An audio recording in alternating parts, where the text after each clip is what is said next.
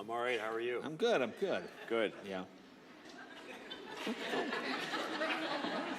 It's always weird starting to talk, isn't it? It is. Yeah. It is. Yeah. I mean, you have to do this all day. You have to talk to people and make conversations and stuff. That's right. I couldn't do that, I don't think. No?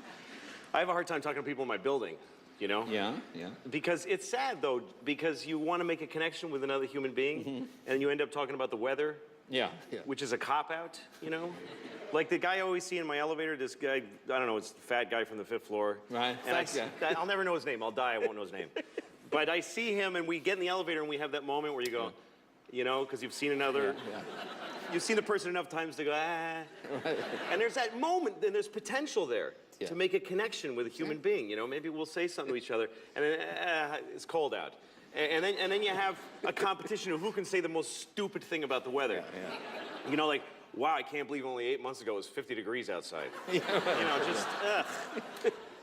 But what if you didn't talk about the weather? What if you didn't go there and you just let the moment linger, and somebody would maybe say something? You get in the elevator, you're like, I haven't talked to my father in 8 years. Yeah. It just would, Yeah. That's. maybe. Yeah. That's. Yeah. Yeah. I see.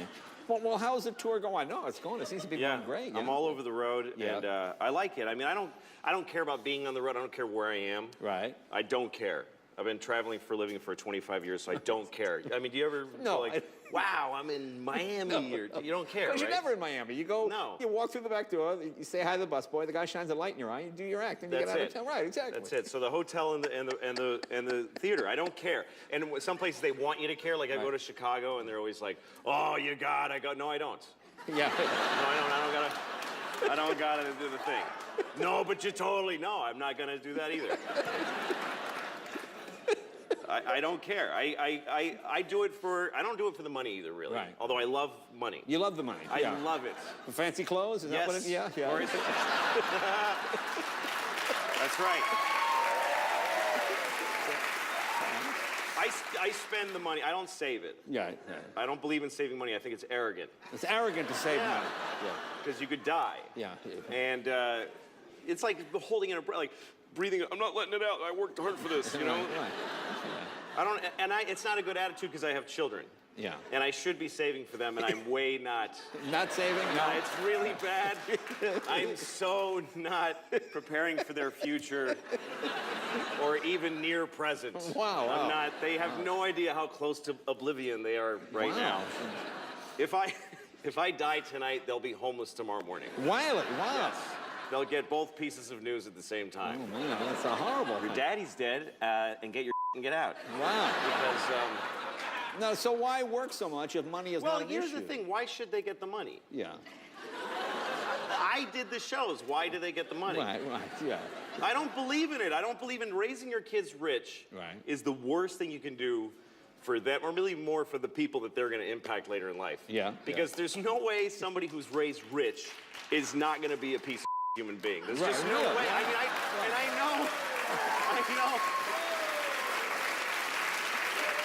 I know that's a wrong, bigoted thought. Right. But I keep it. Yeah, yeah. You know?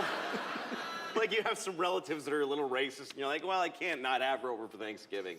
She's 94. What am I going to change her now, you know? So I have certain thoughts like that I shouldn't have. Like that if you're rich, you're definitely a piece of Right. I mean, if you're raised rich, if you get rich through work. That's okay. But if you were a kid that was given a Porsche when he was 17, Right, that's what are bad. the chances, oh, he's so sage and cool, that guy who got a free sports car when he was a child. Yeah. I don't believe, like, and it's why the world is a little messed up, because until like a minute ago, historically, the rule was that if the king died, his kid got to run the country. That's the craziest system. Yeah. The king is dead. Who of the whole nation can we count on to move us forward? Well, there's Copernicus. He's really smart. Nah. Let's see. The king's son is 17. He's been living in a castle and raping chambermaids for 3 years. Let's let him run everything. He drinks chocolate for dinner. You know? Wow. Drinks chocolate for dinner? He drinks chocolate for dinner and rapes chambermaids. Is that what rich people do? They drink chocolate? Yes, that's what they do. He should run the whole place, and then his kid after him. It just gets better and better. So I don't believe in that. Look, we'll take a break. Oh, okay. And we'll come back. More All right.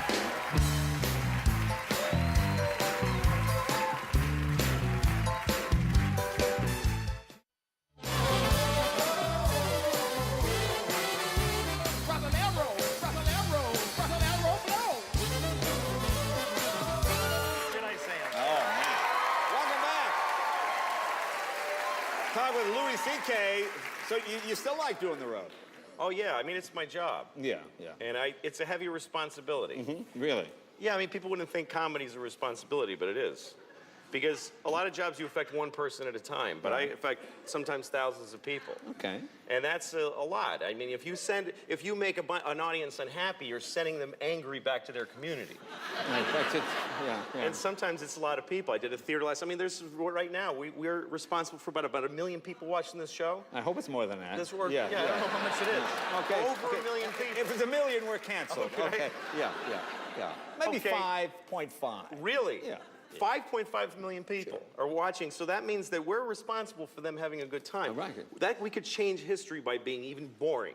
Okay. Like we could change it. There's enough people watching that it's a sample of someone watching right now will probably die tonight. That's how many people are watching. Right, Like right. that's enough people that statistically speaking, you can be pretty sure not those whole viewing audience is going to make it out of this calendar day. That's right.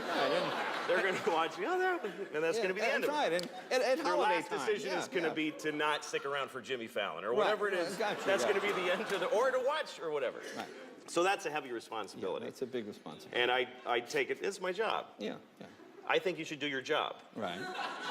I think a lot of people don't do their job because they don't like their job. I don't get that. You know, like if you go to like a coffee place and the kid looks at you like, ugh. I'm like, I didn't come to your house to ask you for coffee. It's a coffee place. You work here. Your clothes match the building. I had a right to expect. And you're closer. You know, you're closer to the coffee machine. I don't know why, and I need coffee. I don't know why someone wouldn't want their job to go really well. Right. And I think usually it's because they're 20. Because they're 20, 20-year-old douchebags that don't want to do. Right. I am prejudiced against 20-year-olds. Right. Really? Yeah, because 19, you're still your parents' fault. Right. 20, you're technically an adult, but you still haven't done anything. Right. Like 20-year-olds at their jobs are always like, this job sucks. Yes, that's why we gave it to you. Right. That's right. That's right. Because you're 20. You're 20 years old, you haven't done anything. You've just been sucking up resources. You've just been taking food and love and education and iPods and just taking it and judging it. Yeah, I like that. Oh, that sucks. You're like a big orange on a tree that's rotting, and the tree's like, get off. What? You know, just, where do I want to go? Like you're hanging on.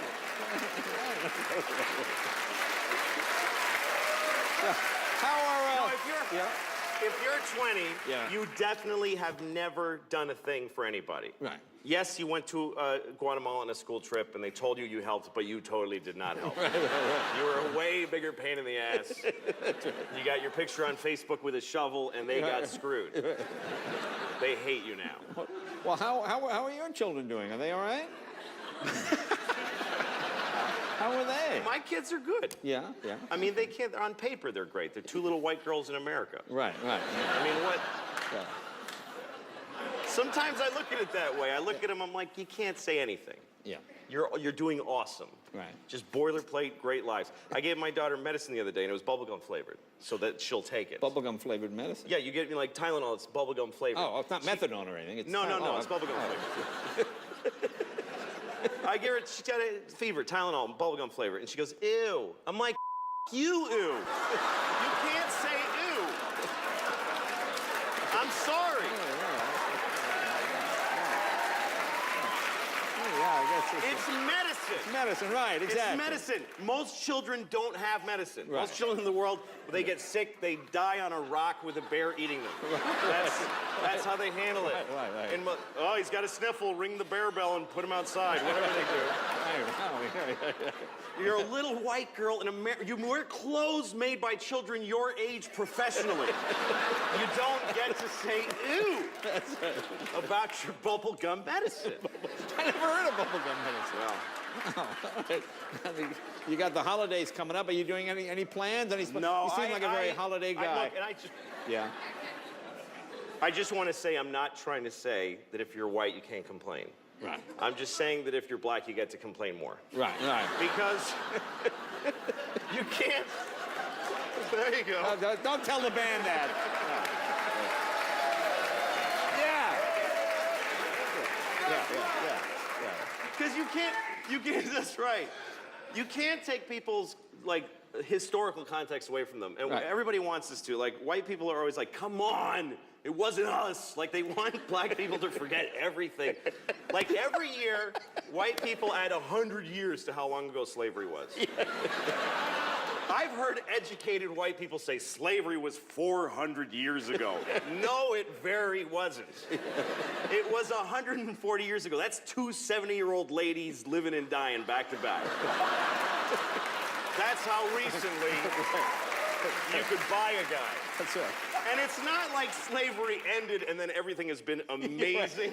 Like it just... I'm glad that's over. Oh yeah, it just ended like a clean where you don't have to wipe. Just boom, and then it's just been parades and presents ever since.